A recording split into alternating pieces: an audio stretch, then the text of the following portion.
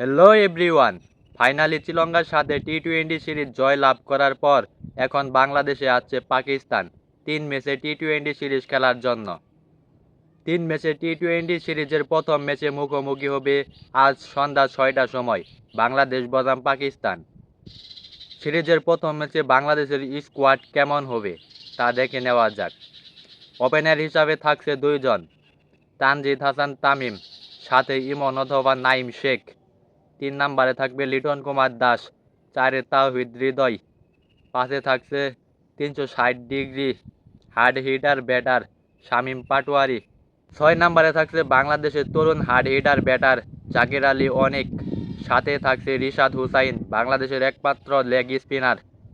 8 নম্বরে থাকছে শ্রীলঙ্কাদের উড়িয়ে দেওয়ার নায়ক শেখ মেহেদী। আর 3জন থাকছে বোলার। বোলার 3জন কে কে থাকবে সেটা আপনারা বলেন তো দেখি।